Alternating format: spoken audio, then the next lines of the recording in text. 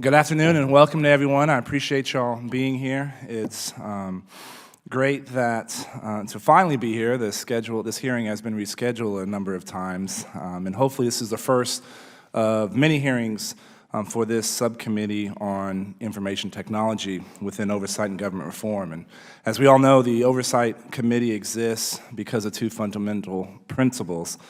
First, Americans have a right to know that the money Washington takes from them is well spent. And second, Americans deserve an efficient and effective government that works for them. I'd like to thank all the members for being here this afternoon, and I would especially like to thank the ranking member, Ms. Kelly, for her efforts on behalf of the committee thus far. So thank you. It's been great working with you already and looking forward to the next year and a half. As the chairman of the IT subcommittee, we're looking to do four things over this Congress, excuse me. One of those issues that we're going to be looking at is IT procurement and acquisition.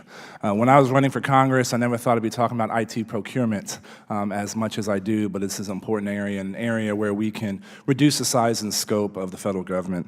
The second area we'll be looking at is emerging technologies. Our technology landscape is shifting, and with emerging technologies such as drones, 3D printing, these are all things that the government hasn't delved in before. And one, we've got to make sure that we're not stifling any growth in these areas, but are protecting consumers as well. The third area we'll be looking at is privacy. I know we're going to have a conversation today about this issue. When information is becoming increasingly accessible to folks and to the masses, we need to make sure that we're protecting our information. We can protect our digital infrastructure and our civil liberties at the same time, and looking forward to delving in this topic over these next few months. And the fourth area, an area we're going to talk about today, is cybersecurity and information sharing. I think the federal government should be doing everything that it can to share information with the private sector so that the private sector can protect itself. As y'all know, I spent 9 years as an undercover officer in the CIA. My background is in computer science. I may be able to bang out some Fortran 77 code right now, but it's been great having that experience and background and using it to help us as we chart our course forward.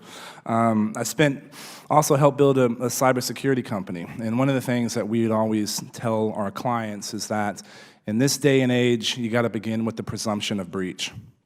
If you give me enough time and money, I'm going to get in. And so what do you do to detect someone on your network? How can you contain them and then kick them out? I think this conversation today is pretty timely with the recent attacks on Sony, Anthem, JP Chase, other big names. Just yesterday, we found out about 11 million customers may have had their health records compromised in an attack on Blue Cross that occurred last May. With each passing day and week, there's a new hack, a new breach, or theft being committed over the internet. And because of this, we must encourage the sharing of cyber threat information to help deal with those breaches when they occur. And having been on both the private side and the public side of this issue, I know that both sides are not as communicating as well as they can be.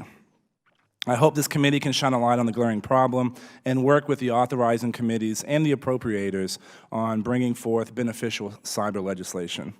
The goal of today's hearing is to paint a picture of common threats, understand how the federal government can better engage with the private sector, and get some suggestions and prescriptive measures that the federal government should take. So again, I want to thank everyone for being here today and participating in this important hearing. And with that, I'd like to now recognize my friend and the ranking member of the subcommittee, Ms. Kelly of Illinois, for 5 minutes for an opening statement.